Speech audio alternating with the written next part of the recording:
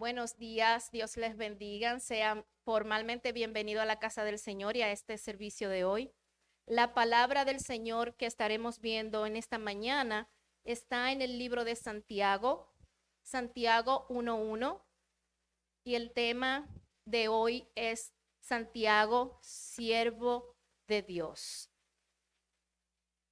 Aleluya. ¿Me confirman por favor con un amén? Amén. Leemos en el nombre del Señor. Santiago, siervo de Dios y del Señor Jesucristo, a las 12 tribus que están en la dispersación, salud. Oramos.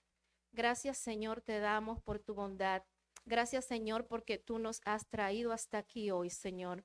Venimos delante de ti pidiéndote, Señor, que seas tú quien dirija este tiempo, Padre eterno, y que seas tú, Padre, quien trabaje y quien hable a nuestras vidas. Yo me pongo en tus manos, Señor, pidiéndote que pases un tizón encendido por mis labios y que sea tu Espíritu Santo quien me llene, que llene mi lámpara en esta mañana, Señor, que el aceite de tu unción fluya y que seas tú hablando por medio de tu palabra, Señor. Te damos gracias y te pedimos que tu palabra ministre nuestras vidas, Señor, que edifique a algunos, que salve a otros, Señor, y que tú obres de manera especial en ella. En el nombre de Jesús oramos. Amén. Pueden tomar su lugar. Hoy estaremos considerando simple y sencillamente el versículo 1 del capítulo 1 del libro de Santiago. Vemos que este Santiago se define a sí mismo, se introduce como Santiago, siervo del Señor. ¿Quién es esta persona? O sea, él dice ser esclavo de Dios y del Señor Jesucristo, porque siervo y esclavo es lo mismo. Santiago, cuyo nombre en hebreo es Jacobo, es esta persona. Quizás me escuchen mencionar Jacobo, me escuchen mencionar Santiago, es la misma persona, solo que en hebreo Santiago es Jacobo.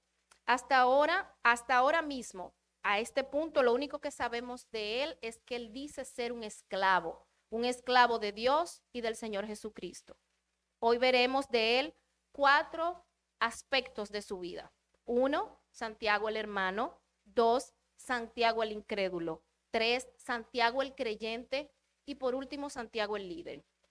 Santiago creció en una familia tradicionalmente judía. En aquellos tiempos, vemos por el Antiguo Testamento y quizás hasta hoy, la familia jugaba un papel muy importante en la sociedad y esta familia era dirigida, liderada por el papá. El papá era quien juzgaba los conflictos de la familia. El papá era quien los reunía a ellos para realizar culto de oración. El papá era quien se encargaba de proveer a la casa. El papá era la ley en la casa.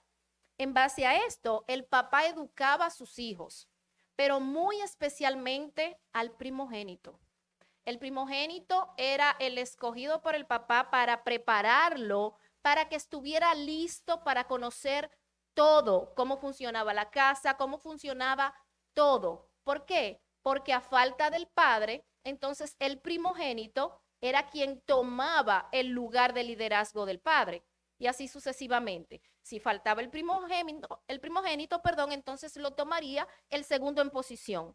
Era como un nivel jerárquico, un nivel de jerarquía que empezaba por el padre y iba cayendo según el orden de nacimiento de los hijos.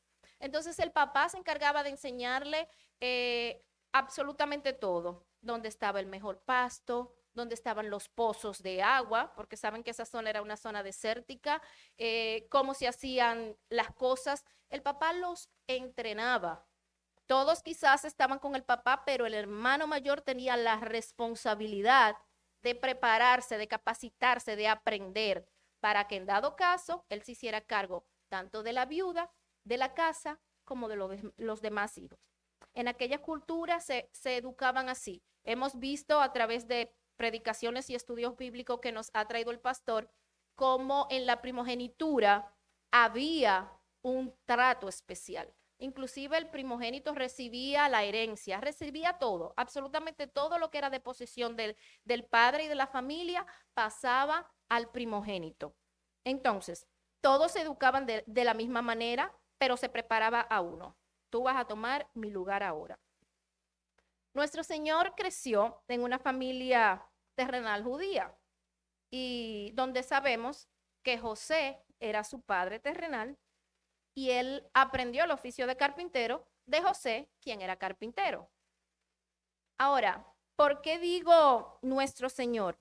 Porque nuestro Señor vivió con al menos 7 hermanos en la misma casa. Y esto quizás puede ser escandalizante para otras religiones, especialmente para el catolicismo, porque muchas veces nosotros, todos o la gran mayoría, venimos de un trasfondo católico en donde se nos enseña que María fue virgen y murió virgen y se fue virgen a la presencia del Señor. Mas aquí tenemos la palabra en la que nos damos cuenta que esto no es de esta manera. Cuando abrimos nuestras Biblias y la leemos, la escudriñamos, la estudiamos, nos damos cuenta de que en realidad la verdad es completamente distinta a lo que ese trasfondo nos enseñó. Pablo nos enseña cuando nos dice, por cuanto todos pecaron. Y ese todo incluye a todos, la humanidad, todos pecaron. María, también ella reconocía que ella era una pecadora. Cuando María visitó a Elizabeth estando embarazada, recibió bendiciones y palabras bonitas de Elizabeth. Mas ella, eso lo vemos en Lucas 1:47, para los que toman nota, 47 y 48, ella misma reconocía que ella necesitaba un Salvador. Dice, y mi espíritu se regocija en Dios mi Salvador, porque ha mirado la bajeza de su sierva, pues he aquí, desde ahora me dirán bienaventurada todas las generaciones. Aquí ella se reconoce a ella misma como una pecadora. Cuando ella dice, ha mirado la bajeza de su sierva, ella misma siente que ella no es digna.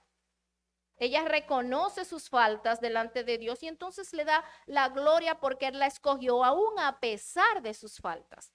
Y así es nuestro Señor. Él nos escoge aún a pesar de nuestras faltas. Ahora, todos, al igual que María, todos necesitamos de un Salvador. No es solamente ella. ¿Por qué? Dijo Pablo, por cuanto todos ¿qué? Pecaron. Todos pecamos, todos desde pequeñitos pecamos. Yo creo que hasta desde la barriga.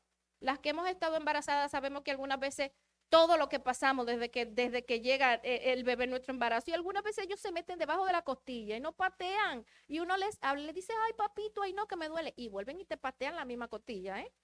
Y tú se lo dices, ay, pero salte, ponte de este ladito. Es ahí que yo quiero estar. O sea, todos. Ahora bien, cuando regresamos a la palabra, nos damos cuenta que todos necesitamos un Salvador. Yo no puedo creer que yo no necesito un Salvador. Si yo pudiera decir también que alguien más fue santo, entonces yo estoy haciendo el sacrificio de aquella cruz algo en vano. Entonces yo pudiera decir, Jesús, yo no te necesito, porque ¿sabe qué? Alguien más también puede ser mi Salvador, alguien más fue santo. Mas la palabra dice que solo Él fue santo. Ahora, si vemos más, regresando a la palabra, aquí a Jacobo o Santiago, nos damos cuenta que Jacobo era hermano de Jesús. Y esto lo podemos encontrar en los pasajes de la Biblia, tanto en Marcos 6:3 como en Mateo 13:55. Aquí nos habla bastante puntualmente cuáles eran los hermanos de Jesús. Marcos 6:3 dice, ¿no es este el carpintero, hijo de María, hermano de Jacobo, de José, de Judas y de Simón? ¿No están también aquí con nosotras sus hermanas? Y se escandalizaban de él. Eso dice en Marcos. Aquí vemos que entre los hermanos de Jesús nos menciona tanto a Jacobo, José, Judas y Simón. Ahora bien, continuamos. Aquí vemos que entre nosotros, sus hermanos, hay menciona por lo menos cuatro de ellos. Y al menos 2 mujeres, porque dice hermanas, pluraliza. Pueden haber sido más, pero vamos a asumir que eran 2 porque pluralizó y no las menciona. Entonces, eso nos dice que María tuvo otros hijos con José. Estos eran sus hermanos. Algo que debemos notar es que los nombres se mencionan en el orden de edad o de tamaño. Según la importancia del hijo, siempre vas a mencionar el más grande hasta llegar al menor. O sea que si Jesús era el mayor, ¿quién pasaría a ser Jacobo? El segundo, porque menciona primero a Jacobo, luego a José, Judas y Simón. Entonces, aquí vemos que Jesús era el mayor de ellos, pero aquí había un pequeño detalle. Jesús nunca pecó. Jesús nunca fue sometido a disciplina. Y aquí se creaba una diferencia entre ellos, no solo por la primogenitura y no solo porque Jesús fuera el mayor, sino porque en él no hubo pecado alguno. A Jesús nunca lo mandaron a bañar y él se quedó igualito como que no le estaban hablando. Si algún joven se siente identificado, de esto hablamos. A Jesús nunca le dijeron, arregla tu habitación, porque su habitación estaba en orden. Jesús nunca dijo, ay, yo no quiero brócoli, mami, ¿por qué tú nada más cocinas brócoli? ¿O tú me vas a dar arroz con huevo hoy de nuevo? No, a Jesús le daban la comida y Jesús se la comía, sin preguntar, sin responder y sin quejarse. De Jesús no hubo nunca una queja. Nunca dijo, no puedo. Nunca dijo, no quiero. Me imagino que él se pasaba todo el día con el padre en el taller y llegaba a la casa a darse un baño para darse cuenta que no había agua en la casa. Esto no lo dice la palabra, yo digo. Para darse cuenta que no había agua en la casa. Y también José se quería bañar, ¿verdad? Decía, pero no hay agua en la casa. Jesús, como Jesús era dócil, Jesús, búscale agua a tu papá para que se bañe. Jesús iba y le buscaba el agua. De haber sido uno de nosotros, hubiéramos dicho, pero ven acá, mami, y estos 3 vagos que están aquí, estos 4 vagos que no están haciendo nada, yo acabo de llegar del taller, pero sin embargo no. Él simplemente obedecía. Nunca hubo una negativa que saliera de su boca.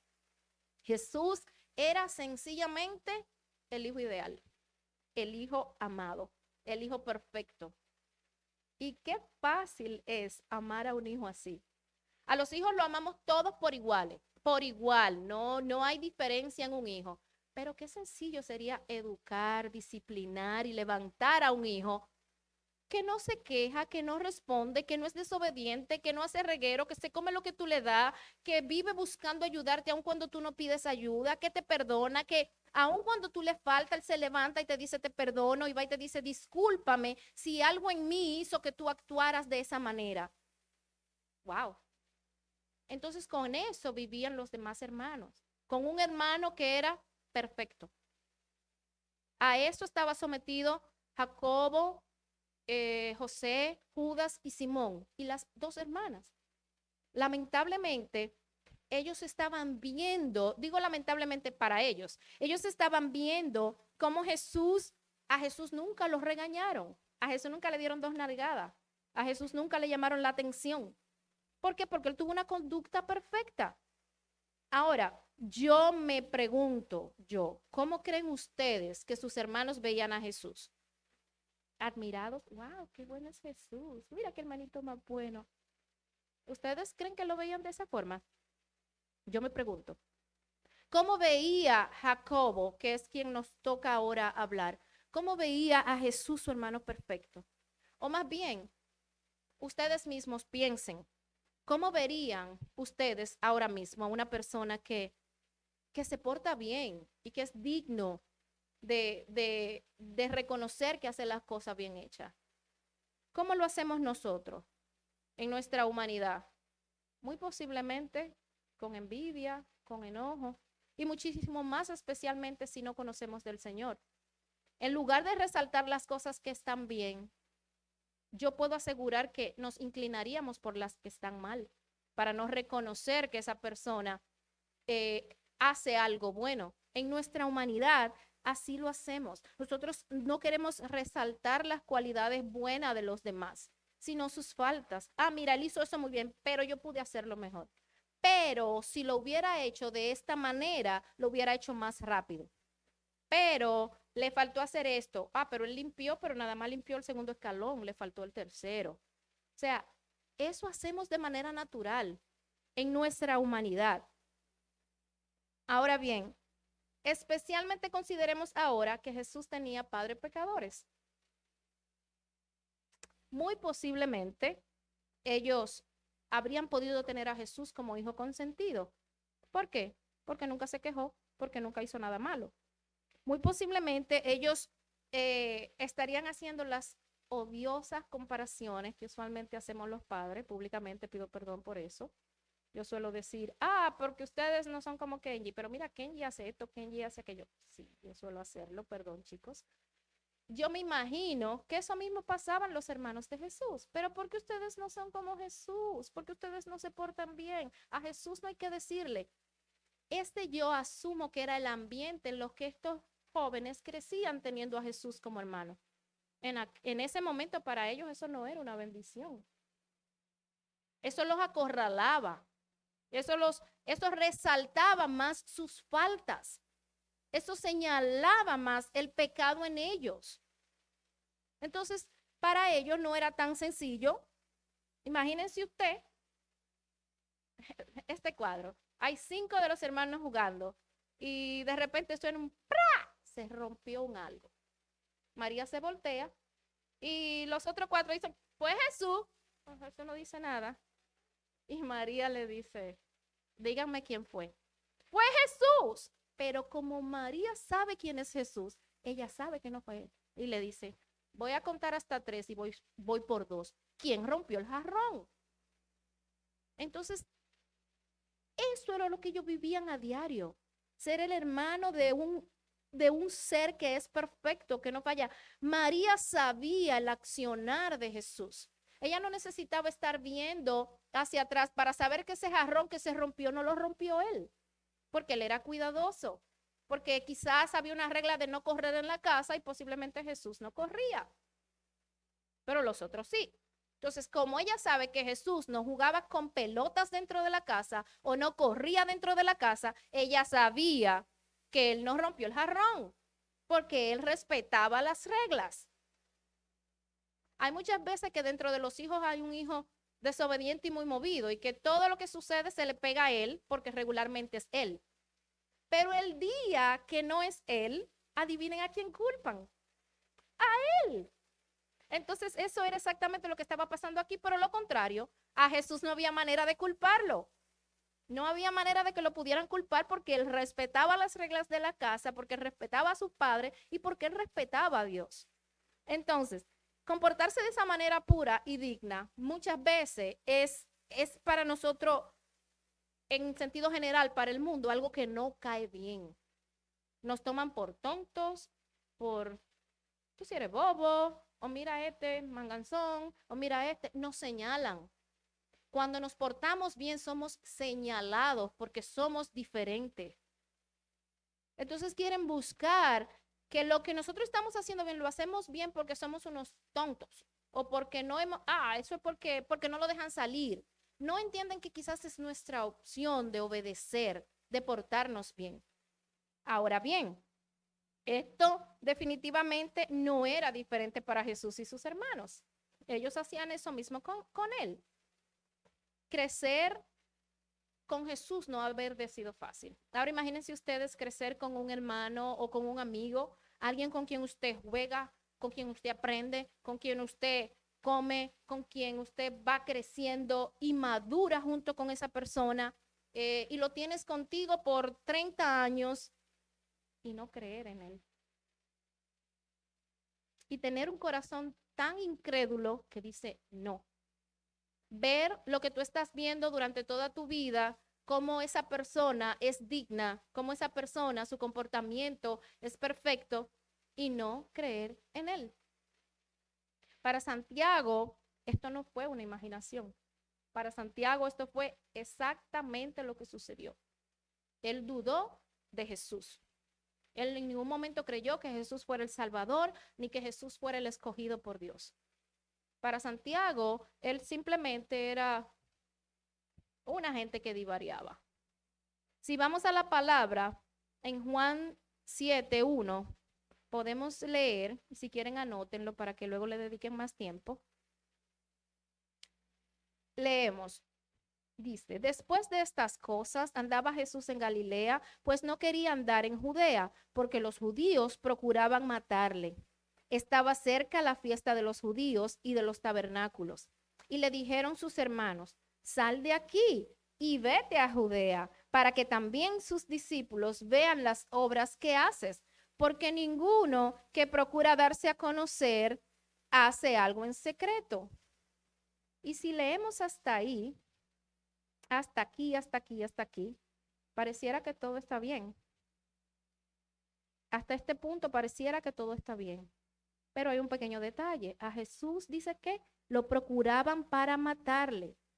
Y sus hermanos que le dicen, pero vete a Judea. Ellos sabían que ahí lo esperaban para matarlo. Ellos le dicen, pero si tú dices quién tú eres, ve allá y predica allá. Vete allá y date a conocer para que ellos conozcan todo eso que tú nos estás diciendo a nosotros. Vete a Judea. Y entonces es donde el versículo 5 desnuda el corazón de sus hermanos, desnuda la intención que venía del versículo en el versículo anterior. Y dice, si estas cosas haces, manifiéstate al mundo, será el versículo 4. Y el 5 dice, porque ni aún sus hermanos creían en él. Y como no creían en él, decía, pero si tú eres que tú dices que eres, vete allá, predícales allá, anda. Esto nos revela el nivel de incredulidad que había en ellos. Esto nos habla de que Santiago o Jacobo tenía un corazón incrédulo, un corazón envidioso y un corazón calculador. No veían a Jesús como el escogido, como el Hijo de Dios. Hasta ahora vimos a Santiago el hermano y vimos a Santiago el incrédulo, hasta este punto. Mas sabemos que si estamos hoy leyendo esta palabra es porque en Santiago se produjo un cambio, porque hubo una conversión. Ya quien escribe esta carta o esta epístola no es esa persona que no cree en él. Vemos que Jacobo pasó a ser alguien a quien el Señor usa grandemente para bendecir a su pueblo. Sabemos entonces que Jacobo reconoció, se convirtió, cambió su forma errada y reconoció al Señor. Ahora, ¿cuándo sucede esto? Podemos ir a 1 Corintios 15 y vemos ahí, cuando estén ahí, versículo 3, donde por cierto vamos a encontrar en realidad de qué se trata el evangelio. Aquí en 1 Corintios 15. En el versículo 3 dice, porque primeramente os he enseñado lo que asimismo recibí. Y es aquí donde viene el evangelio. Que Cristo murió por nuestros pecados conforme a las escrituras y que fue sepultado y que resucitó al tercer día conforme a las escrituras. Esta parte aquí es en lo que se resume el evangelio, que Cristo murió por nuestros pecados, que fue sepultado y que resucitó conforme a las escrituras. Este es el evangelio. Al evangelio, si tú vas o escuchas a alguien hablándote de algún tipo de religión o de evangelio que no incluya el perdón de pecados, la muerte y la resurrección de Cristo, no está bien. Analízalo, ve a tu Biblia, escudriña la palabra y te darás cuenta que el evangelio de Dios, el evangelio de nuestro Señor, debe incluir el perdón de pecado, la muerte y la resurrección de Jesucristo. Si no lo incluye, no está bien. Lo voy a decir como diría el pastor, huye por tu vida, corre de ese lugar. Vemos, dice el versículo 3, porque primeramente os he enseñado lo que asimismo recibí, que Cristo murió por nuestros pecados conforme a las Escrituras y que fue sepultado y que resucitó al tercer día conforme a las Escrituras y que apareció a Cefas y después a los 12, y aquí vamos la parte que nos interesa de la conversión de Santiago, después apareció a más de 500 hermanos a la vez, de los cuales muchos viven aún y otros ya duermen. Después apareció a Jacobo, después a todos los apóstoles y al último de todos como un abortivo a mí. Si te dijeran, ok, eso de que Jesús resucitó, claro, tú pensarías, bueno, si quienes lo dicen son los apóstoles, entonces tú pensarías que quizás ellos inventaron eso para que tú creas que en realidad lo que ellos decían sucedió. Mas aquí dice que se le presentó a otros 500, no solo a los apóstoles, a otros 500. O sea que otras personas también podían dar testimonio. Yo me imagino que dentro de esos 500 habían personas cristianas y no cristianas, para que todos pudieran testificar de la resurrección de Jesucristo. El versículo 7 dice, después apareció a Jacobo. Y este punto aquí es exactamente donde Jacobo se convierte, donde cambió drásticamente su vida. A partir de este momento, él empieza a colaborar con los apóstoles y los apóstoles le empiezan a reconocer a él también. Yo me imagino que él, proveniendo de la misma casa en donde creció Jesús, sus costumbres eran las mismas, sus modales eran los mismos, quizás su forma de comunicarse también era la misma. Eso no lo dice la Biblia, lo imagino yo. Y luego de esto, vemos que sucede el esparcimiento de la iglesia y cómo los apóstoles se van en misiones y quien queda a cargo de la iglesia de Jerusalén es Jacobo. Santiago no solo fue seguidor de Cristo, sino que también fue un líder de la iglesia. Él escribió el libro en el Nuevo Testamento que lleva su nombre, que es el que estamos leyendo hoy en su versículo 1 del capítulo 1, y en el cual aquí vemos que él defiende la salvación por gracia. Defiende la salvación por gracia. Él dice que es por gracia que somos salvos, que no es por obra, que no hay nada que tú puedas hacer, o que si ya tú eres salvo, no hay nada más que tú puedas añadir para que haya más gracia que aquella que recibiste por medio al arrepentimiento y a la salvación a través de la cruz. Él defiende ciegamente, él defiende con todo lo que hay en sí esa posición de que tú no necesitabas nada más. ¿Por qué? Porque en aquel entonces, si eso lo vemos en el libro de Hechos 15, si quieren tomar nota, se habían levantado muchos maestros y supuestos maestros que querían exigir que a la salvación se le añadiera algo más. Ellos querían venir como con una especie de pasaporte que tú necesitabas poner sellos. Si tú hiciste esto, te damos un sello. Si hiciste esta obra, tienes otra. Si hiciste circuncida, tienes un sello. Si hiciste aquello. Entonces, ellos me imagino que pensaban que cuando llegaran al cielo, iban a ir allá con esa boleta, con ese librito, y que le iban a decir, no, te falta el sello número 3. Y te van a devolver. Pero Santiago decía, no, no es así, es por gracia. Y él se levantó y decía, pero ¿cómo es que ustedes quieren poner esa carga sobre los nuevos creyentes si aún nosotros no somos capaces de vivir un minuto sin pecar? ¿Cómo ustedes quieren exigir la ley? ¿Cómo ustedes quieren imponer tantas cosas a los nuevos creyentes? ¿Cómo ustedes quieren añadirle todo eso que ustedes buscan añadir a la salvación? Y él se levantó y dijo, no, no es así. No es así. Y él fue tan apasionado en su vida como líder y como creyente que él murió, fue condenado a muerte apedreado.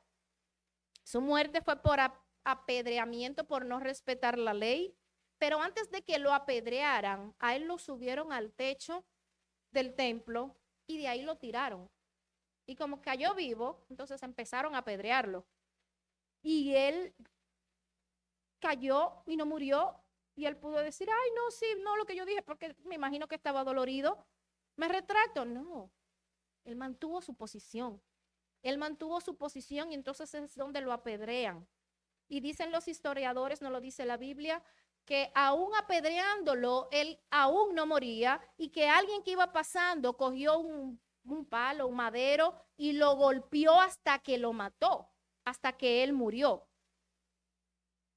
Aquí vemos que en cada segundo de su vida, tras su conversión, tras él reconocer y aceptar que Jesucristo era el Salvador, él se mantuvo firme. Él fue un líder defensor de la fe y de la salvación por gracia. Ahora, si vamos de nuevo a Santiago, en el versículo 1, vemos que él dice, Santiago, siervo de Dios y del Señor Jesucristo. Él pudo iniciar esta carta diciendo, yo, Santiago, el pastor de la iglesia de Jerusalén, yo, el apóstol no sé quién, yo, el evangelista no sé cuánto, yo, esta es la que quizás yo hubiera usado, Santiago, el hermano del Señor Jesucristo. Pero no, él se introduce como Santiago, siervo de Dios y del Señor Jesucristo. Santiago, esclavo, es lo que él quiere dejar dicho aquí. Santiago, esclavo. Él pudo haber dicho, oh, él vivió en mi casa, yo jugué con él, nosotros dormimos en la misma habitación, quizás compartimos la misma cama. Yo viví 30 años de mi vida con él, yo aprendí de él, yo lo vi crecer. Pero él dice, siervo, esclavo, esclavo. Él no tiene más nada que decir.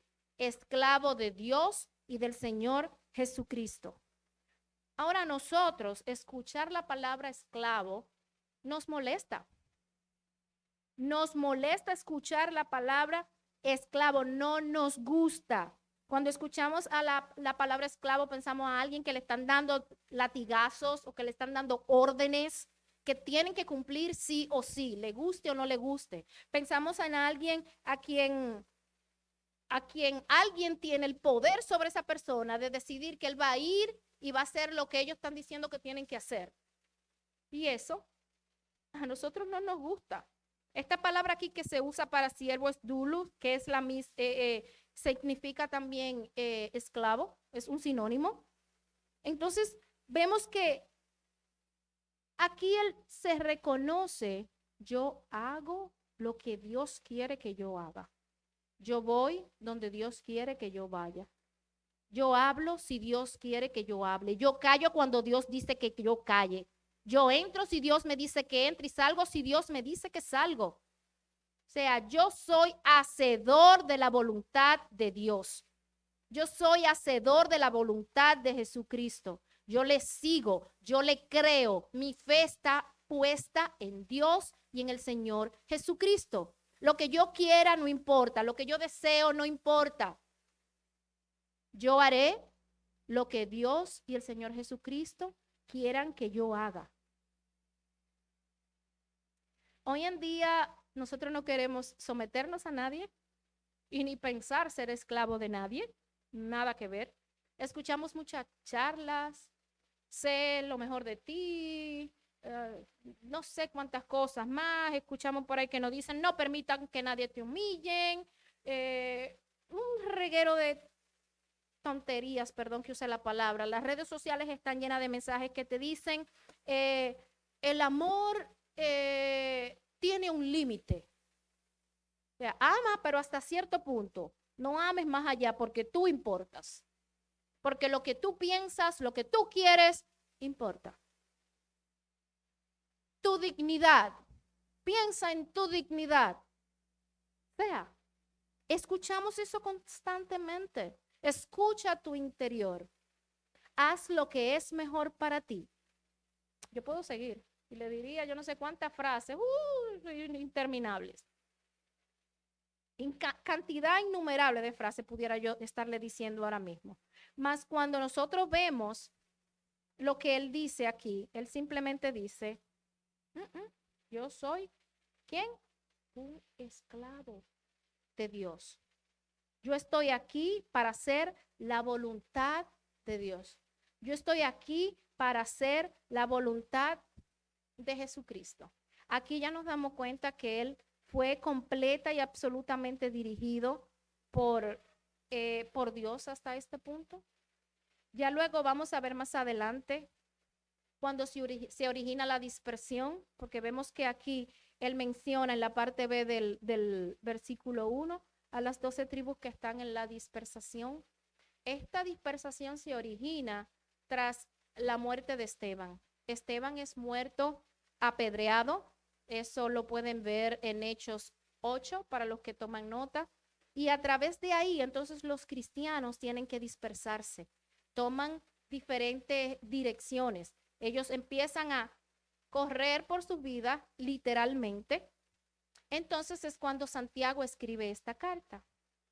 Hoy nosotros leemos la palabra con mucha comodidad. La tenemos al alcance de la mano. Podemos pararnos en el parqueo a leerla si quisiéramos leerla. Como hemos dicho antes, vienen en 1001 versiones diferentes en audio si la quieres leer. Tienes el celular que si se te quedaron los lentes lo puedes ampliar. O sea, tenemos toda la comodidad del mundo para leer la palabra y tenemos la palabra. Acuérdense aquí que ellos no tenían la Biblia. Ahora, imagínate tú y tu familia en un lugar desconocido, sin casa, sin ropa, sin dinero, recibiendo humillaciones. Muchas veces hemos visto por ahí que se congregaban en cuevas, muy probablemente ellos sin trabajo, por ende, sin la entrada de dinero que mencioné antes, y en algunos de los casos, algunos de ellos hasta solos. Lo único con lo que ellos podían contar era con los ánimos de aquellos, del ánimo que pudieran darle sus hermanos. Si ustedes se dan cuenta, nos damos cuenta que ellos escriben por cartas entre sí, pero también debemos ir al tiempo antiguo. No habían carro, no habían bicicleta. Ellos no tenían dinero, por ende andaban a pie. Muchas veces andaban con las sandalias rotas y era seco. Y aún así ellos tenían mensajeros que llevaban la palabra, las cartas. Pero algunas veces esa persona caminaba por días hasta llegar a donde iba a llevar esa carta. Nosotros tenemos todo al alcance de un clic. Todo lo tenemos ahí en la Biblia, en papel, en tu celular, en el iPad, en la computadora, en la laptop. Ellos no tenían eso. Ellos tenían que esperar. Y por eso se alentaban los unos a los otros. En medio de sus dificultades y de la dispersación, su fe era muchísimo más fuerte que lo que acontecía a su alrededor. Su fe en su Salvador, en su Redentor, era aún muchísimo mayor. Vemos como Santiago decía, yo soy doulos, que es la palabra esclavo o siervo, de donde viene la traducción, es originalmente doulos. Soy esclavo de mi Señor, sería como se traduce, esclavo de mi Señor. Y él lo decía con amor. Para él se llenaba de regocijo de decir, yo soy esclavo de mi Señor. Esa es la misma palabra que usó Pablo en Filipenses 2:7, cuando hablaba del Señor Jesús, que decía, sino que se despojó a sí mismo tomando forma de siervo. Es esa misma palabra, doulos. Filipenses 2:7, ahí lo encuentra. Y se hizo hecho semejante a los hombres. O sea que él no vino simplemente con toda su deidad, sino que él añadió humanidad para poder él venir y humillarse. Y en su humanidad, él se humilló. Ahora yo me pregunto, ¿quiénes somos nosotros para no hacerlo? ¿Quiénes somos nosotros para no humillarnos? Para no decir, yo soy sierva de Jesucristo, mi Dios, yo soy tu sierva. Muchas veces no queremos. y queremos negociar con Dios. Muchas veces buscamos negociar y decirle a Dios cuáles cosas sí podemos hacer y cuáles no. Como si se tratara de eso. Muchas veces el Señor nos inquieta con muchas áreas en las que tenemos que trabajar, que cambiar o cosas que tenemos que hacer, pero nosotros empezamos de Tin Marín, de Dopingüe, a elegir las que sí o no. Y quizás el Señor nos la da en un orden de prioridad y empezamos a movernos la una, la pongo en la número 10. Bueno, la 8 es más fácil, déjame subirla al lugar número 1. Intentamos negociar con Dios.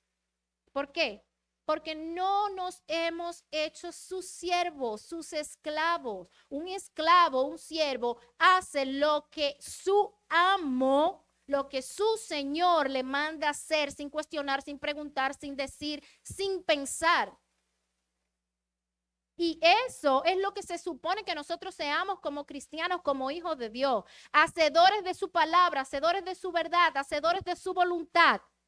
Nosotros no importamos y creemos muchas veces que le estamos dando lo mejor de nosotros al Señor. Lo mejor de nosotros es nada. Perdón que se lo diga. Muchas veces venimos al Señor y creemos, hoy te di mi vida. Oh, gran cosa. Muchas veces lo que le damos es un reguero de problemas, de situaciones. Y creemos que al venir al Señor, te estoy dando mi vida, le estamos dando la gran cosa. Y creemos que hay que reconocernos porque nosotros estamos, yo hago esto para la obra. Entonces a mí hay que adularme y hay que ponerme en respeto porque yo hago esto para el Señor. Gran cosa, perdón que te lo diga nuevamente, sin irrespetarte. Tú no importas. ¿Quién eres tú? No importa. Lo que tú haces no importa. Lo que importa es la condición de tu corazón delante del Señor. Nada más importa. Porque es por gracia. Y Él es que pone de su gracia en nosotros. En nuestra petición diaria debe de estar, Señor, llena mi lámpara con el aceite de tu espíritu. Señor, lléname, Señor, úsame, Señor, cámbiame. Porque para que Él nos use tenemos que ser cambiados. Porque para poder escribirle una carta a alguien que está en medio de la dispersación, tenemos que dejar de ser el hermano desobediente para ser el hermano que se convierte en un siervo. Es siervos del Señor lo que se necesitan. No tu inteligencia, no tu humanidad, no tus fuerzas. Esto no sirve de nada. Ahora, cuando tú traes todo lo que tú tienes delante de los pies del Señor, el Señor lo usa. Él no te va a desechar, no desecha nada de ti. El Señor lo usa. Yo quiero servir en la iglesia. Si tú lo que tienes es músculo y hay que mover una silla de un lugar a otro, no espere que la hermanita más flaquita coja la primera silla. Use su músculo. Si tú lo que cantas, entonces canta. Pero cuando cantes, no abras la boca nada más. Adora al Señor. Adora al Señor. Limpiar los baños, eso no denigra a nadie. Eso es una función tan importante como el que coge un micrófono y adora desde aquí arriba. Tú vas a adorar allí en el baño. Y mientras tú tienes tu brillito, tú vas adorando al Señor. Yo me gozo lunes, yo me gozo martes, yo me gozo miércoles. Y te gozas en medio de lo que tú haces y sigues. Yo me gozo jueves, yo me gozo viernes y sábado también. Y llegamos aquí el domingo y ¿qué pasa? Sigo conmigo, si te diré por qué. Porque tengo a Cristo que me da la dicha de gozarme en Él. De eso es que se trata. No es de servir en grandes posiciones. Es de servir con tu corazón, con un corazón agradecido, con un corazón gozoso, con un corazón dispuesto, esperando y pidiéndole a Dios que te cambie, que te use. Ahora, para ir concluyendo, en medio de nuestra propia dispersación, Dios usa Santiagos y a Santiago para escribirnos cartas. Esta carta es para animarnos a que en medio de tu dolor, en medio de tu necesidad, en medio de tu prueba, de tu sufrimiento, cualquiera que sea tu dispersación, esta carta te traiga consuelo. ¿Cuántas cosas ha hecho Dios en tu vida? Y así como Jacobo muchas veces no las ve o no las veías, ¿tienes tú tu propia versión de Dios? Es una pregunta que yo quiero hacer. ¿Sigues creyendo que todo lo que tú tienes, lo tienes por tu propio esfuerzo? Porque tú te esforzaste, porque yo me preparé, porque yo me capacité. ¿Sigues tú pensando que todo lo que tú posees proviene de ti y no de un Dios bueno, amoroso, dadivoso, que tiene cuidado de ti? Reflexiona hoy sobre cómo Dios ha estado contigo en cada momento de tu vida. No solo en medio, no solo ahora, porque quizás tú crees que Él no está contigo en medio de tu momento difícil. Déjame decirte que sí, que Él está. Y que si tú no has desmayado es porque su bondad y su misericordia siguen contigo. No importa cuál sea tu necesidad, no importa cuál sea tu problema, no importa lo que tú creas que te esté ahogando, Dios es poderoso. Y dice la palabra que Él está contigo como poderoso gigante. Entonces, ¿qué? Espera en Él. Espera en Él. Hasta aquí Dios te ha ayudado. Y si hasta aquí Él ha estado contigo, Él va a seguir contigo hasta que cumpla su promesa en ti. Hasta que Él cumpla su propósito contigo. No importa si te va a doler, si para cumplir eso te va a llevar por un camino doloroso. No importa si tienes que despojarte hasta de ti mismo. Muchas veces es doloroso, pero Él está ahí con nosotros. No seamos ciegos como lo fue Jacobo en el principio antes de seguir a Jesús. Amados hermanos, es mi oración que Dios arranque de raíz todo aquello que pueda evitar que tú veas a Dios como tu Señor y a Jesucristo como tu Salvador. Que el Señor les bendiga.